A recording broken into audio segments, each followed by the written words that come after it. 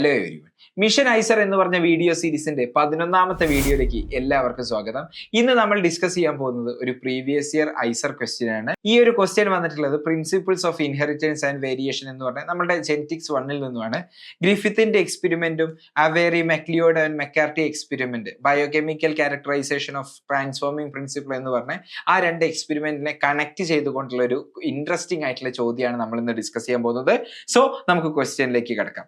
Motivated by the classic experiment of Frederick Griffith and the work of Avery, MacLeod and McCarthy to identify the transforming principle, a scientist redesigned and performed the experiment with S strain and R strain of Streptococcus pneumoniae bacteria as summarized in the table below. അപ്പം ഇവിടെ ക്വസ്റ്റ്യനിൽ തന്നത് ഗ്രിഫിത്തിന്റെ എക്സ്പെരിമെന്റിൽ നിന്നും അതേപോലെ biochemical characterisation of transforming principle എന്ന് പറഞ്ഞ ഈ 3 സയന്റിസ്റ്റുകളുടെ എക്സ്പെരിമെന്റിൽ നിന്നും അവേറി, മെക്ലിയോയിഡ് ആൻഡ് മെക്കാർട്ടി ഈ എക്സ്പെരിമെന്റിന്റെ ബേസിൽ നിന്ന് പുതിയൊരു എക്സ്പെരിമെന്റ് നമ്മൾ റീഡിസൈൻ ചെയ്യാണ് ഒരു സയന്റിസ്റ്റ്.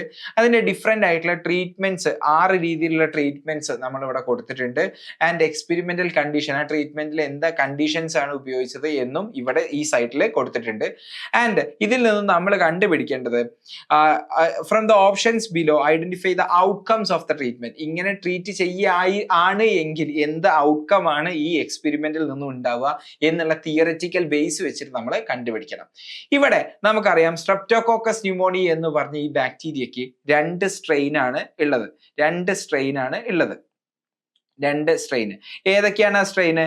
ആർ സ്ട്രെയിനും എസ് സ്ട്രെയിനും. സ്മൂത്ത് കോട്ട് ഉണ്ടാക്കുന്ന സ്ട്രെയിൻ ആണ് S strain and rough coat ഉണ്ടാക്കുന്ന സ്ട്രെയിൻ ആണ് R strain bacteria. Okay, smooth coat ഉണ്ടാക്കുന്ന എസ് സ്ട്രെയിന്റെ പ്രത്യേകതയാണ് ഇയാള് ഒരു എലിയിലെ ഇഞ്ചക്ട് ചെയ്യുകയാണെന്നുണ്ടെങ്കിൽ അയാൾക്ക് ന്യൂമോണിയ ഉണ്ടാക്കും. ന്യൂമോണിയ ഉണ്ടാക്കുന്നത് കൊണ്ട് ഈ സ്ട്രെയിൻ നമ്മൾ വിറുലന്റ് സ്ട്രെയിൻ എന്ന് പറയും. വിറുലന്റ് സ്ട്രെയിൻ എന്ന് പറഞ്ഞാൽ എന്താ? അയാൾക്ക് ന്യൂമോണിയ പരത്താനും എലിയെ കൊല്ലാനുമുള്ള കഴിവുണ്ട്. ആർ സ്ട്രെയിൻ എന്ന് പറയുന്നത് എന്താ? വിറുലന്റ് ആണോ? അല്ല, വിറുലന്റ് ആണ്. അയാൾക്ക് ന്യൂമോണിയ പരത്താനുള്ള കഴിവില്ല. ഇത് നമ്മൾ ഡീറ്റെയിൽഡ് ആയിട്ട് തന്നെ തിയറി പാർട്ടിൽ ഡിസ്കസ് ചെയ്തതാണ്.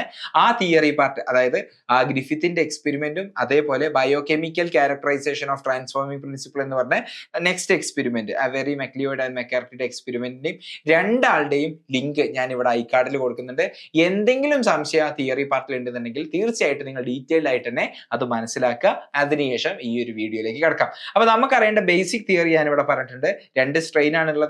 എസ് സ്ട്രെയിൻ എന്ന് പറഞ്ഞാൽ സ്മൂത്ത് സ്ട്രെയിൻ ആണ്, വിറുലന്റ് ആണ്, ന്യൂമോണിയ കോസ് ചെയ്യും, എലിയിൽ ഇഞ്ചക്ട് ചെയ്താൽ എലി ചാവും.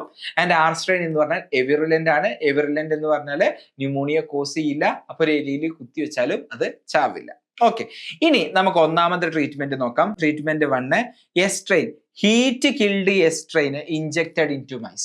ഹീറ്റ് കിൽഡ് എസ് സ്ട്രെയിൻ എന്ന് പറയുന്നത് എസ് സ്ട്രെയിന് ന്യൂമോണിയ ഉണ്ടാക്കും. പക്ഷെ നമ്മൾ ഹീറ്റ് കില്ല് ചെയ്തു, ഹൈ ടെമ്പറേച്ചറിൽ ട്രീറ്റ് ചെയ്തു. ഹൈ ടെമ്പറേച്ചറിൽ ട്രീറ്റ് ചെയ്താൽ എന്ത് സംഭവിക്കും? ആ ബാക്ടീരിയ ചത്തുപോകും. നശിച്ചുപോയൊരു ബാക്ടീരിയ അല്ലെങ്കിൽ ചത്തുപോയൊരു ബാക്ടീരിയ ഇഞ്ചക്ട് ചെയ്താൽ എന്ത് സംഭവിക്കില്ല? ന്യൂമോണിയ പരക്കില്ല. അപ്പം എലിക്ക് എന്താ സംഭവിക്കാന്ന് ചോദിച്ചാൽ എലി ചാവുമോ? ഇല്ല, എലി ലൈവ് ആയിരിക്കും. ശരിയല്ലേ? യെസ്, അത് നമ്മൾ തിയറി പാർട്ടിൽ ഡിസ്കസ് ചെയ്തതാണ്. ഓക്കെ, ഇനി S strain heat killed S strain combine ചെയ്തു ആരുടെ കൂടെ? ലൈവ് ആർ സ്ട്രെയിന്റെ കൂടെ ഇഞ്ചക്റ്റഡ് ഇൻ ടു മൈസ്. അപ്പൊ എന്താ സംഭവിക്കുക? നമുക്കറിയാം R strain is transformed into S strain. അങ്ങനെ ട്രാൻസ്ഫോർമേഷൻ നടക്കുന്നതായിട്ട് അവിടെ കാണാൻ പറ്റും എന്ന് നമ്മൾ ഗ്രിഫിത്തിന്റെ എക്സ്പെരിമെന്റിൽ പഠിച്ചിട്ടുണ്ട്. ശരിയല്ലേ? ഹീറ്റ് കിൽഡ് എസ് സ്ട്രെയിനും ആർ സ്ട്രെയിനും കമ്പൈൻ ചെയ്തിട്ട് ഇഞ്ചക്ട് ചെയ്തപ്പോൾ എന്താ സംഭവിച്ചത്? R strain is transformed into S strain എന്ന് നമ്മൾ പഠിച്ചു. അപ്പൊ എസ് സ്ട്രെയിൻ ഉണ്ടാവുകയാണെന്നുണ്ടെങ്കിൽ അത് വിറുലന്റ് ആണ്. അങ്ങനെയാണെന്നുണ്ടെങ്കിൽ എലി ലിവ് ആവോ? ഇല്ല, ഡൈ ആവുകയാണ്. രണ്ടാമത്തെ ട്രീറ്റ്മെന്റിന്റെ എക്സ്പെക്റ്റഡ് ആയിട്ടുള്ള റിസൾട്ട് എന്ന് പറയുന്നത്. ശരിയാണല്ലോ? യെസ്. ഇനി മൂന്നാമത്തെ treatments, nucleic acid isolated from S strain and R strain live ആണ്. ഹീറ്റ് കിൽഡ് എസ് സ്ട്രെയിന്റെ ഹീറ്റ് കിൽഡ് എസ് സ്ട്രെയിനിൽ നിന്നും ന്യൂക്ലിക് ആസിഡ് DNA-യും RNA-യും ഐസൊലേറ്റ് ചെയ്തു. എന്നിട്ട് അതിന്റെ കൂടെ ലൈവ് ആർ സ്ട്രെയിൻ എടുത്തു. എന്നിട്ട് അതിനെ എന്ത് വെച്ച് ട്രീറ്റ് ചെയ്തു? RNAs വെച്ച് ട്രീറ്റ് ചെയ്തു. എന്നിട്ട് അത് എലിയിലേക്ക് ഇഞ്ചെക്ട് ചെയ്തു. RNA എന്താ സംഭവിക്കുക? RNA എന്ന് പറഞ്ഞാൽ അതിൻ്റെ അകത്തുള്ള RNA ഡൈജസ്റ്റ് ചെയ്ത് കളയും. നമുക്കറിയാം ട്രാൻസ്ഫോമിംഗ് പ്രിൻസിപ്പിൾ എന്ന് പറയുന്നത് RNA അല്ല, പ്രോട്ടീൻ അല്ല, DNA ആണ് എന്ന് കണ്ടുപിടിച്ച എക്സ്പെരിമെന്റ് ആണ് ഈ അവേറി, മക്ലിയോയിഡ് ആൻഡ് മെക്കാർട്ടിയുടെ ബയോകെമിക്കൽ ക്യാരക്ടറൈസേഷൻ. അപ്പം ഇവിടെ എസ് സ്ട്രെയിനിൽ നിന്നും DNA R സ്ട്രെയിനിലെത്തി, R സ്ട്രെയിനെ എസ് സ്ട്രെയിൻ ആയിട്ട് ട്രാൻസ്ഫോം ചെയ്യുകയാണ് ചെയ്യുന്നത്. അതെന്തല്ല ട്രാൻസ്ഫോമിംഗ് പ്രിൻസിപ്പിൾ എന്ന് പറയുന്നത്? ഈ എസ് സ്ട്രെയിനിൽ നിന്നും പോകുന്ന ട്രാൻസ്ഫോമിംഗ് പ്രിൻസിപ്പിൾ എന്തല്ല എന്ന് നമ്മൾ വെരിഫൈ ചെയ്തു. അത് DNA അല്ല എന്നും പ്രോട്ടീൻ അല്ല എന്നും ഉള്ളത് നമുക്ക് ഇപ്പൊ അറിയാം. ശരിയല്ലേ? അപ്പോ എസ് സ്ട്രെയിനിൽ നിന്നും DNA-യും RNA-യും ഐസൊലേറ്റ് ചെയ്ത് അതിനെ RNA-നെ നശിപ്പിച്ചാൽ ട്രാൻസ്ഫോർമേഷൻ അഫക്റ്റ് ചെയ്യോ? ഇല്ല. അപ്പൊ അവിടെ ട്രാൻസ്ഫോർമേഷൻ നടക്കും. അപ്പം R സ്ട്രെയിനിൽ നിന്ന് ട്രാൻസ്ഫോം ചെയ്ത് എന്തുണ്ടാവും? എസ് സ്ട്രെയിൻ ഉണ്ടാവും. എസ് സ്ട്രെയിൻ എന്ന് പറയുന്നത് എന്താണ്? വിറുലന്റ് ആണ്. വിറുലന്റ് ആണെന്നുണ്ടെങ്കിൽ സ്വാഭാവികമായിട്ടും എലി ചത്തുപോകും, എലി ഡൈ ആവും. ശരിയാണല്ലോ? അപ്പം മൂന്നാമത്തെ ട്രീറ്റ്മെന്റും നമുക്ക് മനസ്സിലായി. ഇനി സിമിലർ ആയിട്ടുള്ള ട്രീറ്റ്മെന്റ് തന്നെയാണ് ഫോർത്ത് ട്രീറ്റ്മെന്റും. Nucleic acid isolated from S strain, heat killed S സ്ട്രെയിനിൽ നിന്നും RNA-യും DNA ഐസൊലേറ്റ് ചെയ്തു. എന്നിട്ട് ലൈവ് R സ്ട്രെയിനിന്റെ കൂടെ ഇട്ടു. പക്ഷെ ഇവിടെ RNAs അല്ല ഉപയോഗിച്ചത്, DNAs ആണ് ഉപയോഗിച്ചത്. അപ്പൊ എന്താ DNAsന്റെ പ്രത്യേകത? ഈ ന്യൂക്ലിക് ആസിഡിന്റെ അകത്ത്, അതായത് ഈ RNA-യും DNA ആണല്ലോ ന്യൂക്ലിക് ആസിഡ് എന്ന് പറയുന്നത്, അതിൻ്റെ അകത്തുള്ള DNA-നെ ഡൈജസ്റ്റ് ചെയ്യും, DNA-നെ നശിപ്പിക്കും, ആൻഡ് അതിനെ ഇഞ്ചെക്ട് ചെയ്തു എലിയിലേക്ക്. അപ്പൊ എന്താ സംഭവിക്കുക? എസ് സ്ട്രെയിനിൽ നിന്നുള്ള DNA R സ്ട്രെയിനിൽ എത്തുമ്പോഴാണ് ട്രാൻസ്ഫോർമേഷൻ നടക്കുന്നത്. R സ്ട്രെയിൻ എന്തായി മാറുന്നത്? എസ് സ്ട്രെയിൻ ആയി മാറുന്നത്.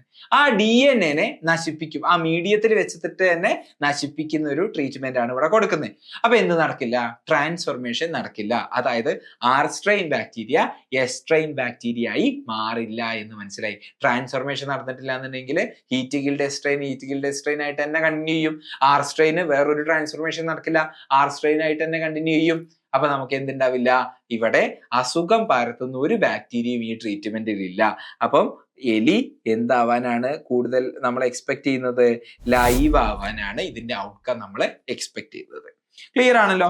ഇനി S strain live injected into mice. S strain എന്ന് പറയുന്നത് ആരാണ്? വിറുലന്റ് ആണല്ലോ. അപ്പൊ അയാൾ ഡയറക്റ്റ് ആയിട്ടുണ്ടെങ്കിൽ എലിക്ക് ന്യൂമോണിയ വരും, എലി ഡൈ ആവും. ശരിയല്ലേ? യെസ്. ഇനി R strain directly injected into mice. R strain എന്ന് പറയുന്നത് എന്താണ്? വിറുലന്റ് ആണ്. വിറുലന്റ് ആയിട്ടുള്ള ആൾക്ക് അസുഖം ഉണ്ടാക്കാനുള്ള കഴിവുണ്ടോ? ഇല്ല. അപ്പൊ എലിക്ക് എന്തെങ്കിലും പ്രശ്നമുണ്ടോ? ഇല്ല. അപ്പൊ ലൈവ് ആയിട്ട് കണ്ടിന്യൂ ചെയ്യും. അപ്പൊ ഇതാണ് എക്സ്പെക്റ്റഡ് റിസൾട്ട് എന്ന് പറയുന്നത്. സോ T1 എന്ന് പറയുന്നത് ലൈവ് ആയിരിക്കണം, T2 എന്ന് പറയുന്നത് die, T3 die, T4 live, T5 die, T6 live. Option 1 ആണ് വരിക. ഓപ്ഷൻ A ആണ് വരിക. അപ്പം ഇവിടെ നോക്ക്, രണ്ട് എക്സ്പെരിമെന്റിന്റെ ലോജിക്ക് കോൺസെപ്ഷ്യലി നല്ല അടിപൊളി ബ്യൂട്ടിഫുൾ ആയിട്ടൊരു ക്വസ്റ്റ്യൻ. അത് ഗ്രിഫിത്തിന്റെ എക്സ്പെരിമെന്റും ഗ്രിഫിത്തിന്റെ എക്സ്പെരിമെന്റിൽ പറയുന്ന ട്രാൻസ്ഫോമിംഗ് പ്രിൻസിപ്പിളിന്റെ ബയോകെമിക്കൽ ക്യാരക്ടറൈസേഷനും അറിഞ്ഞാൽ ആ എക്സ്പെരിമെന്റിന്റെ ഓരോ സ്റ്റെപ്പും എന്തിനാണ് ചെയ്യുന്നത്, ആ എക്സ്പെരിമെന്റിന്റെ ആ ഒരു ചെയ്യാനുള്ള കാരണമൊക്കെ അറിഞ്ഞാൽ മാത്രം അറ്റംപ്റ്റ് ചെയ്യാൻ പറ്റുന്ന ഒരു അടിപൊളി ക്വസ്റ്റ്യൻ ആണ് നമ്മൾ ഇന്ന് ഡിസ്കസ് ചെയ്തത്. അപ്പൊ ഇതുപോലത്തെ ക്വസ്റ്റ്യൻസ് ആണ് നമ്മൾ ഐസറിന് എക്സ്പെക്ട് ചെയ്യേണ്ടത്.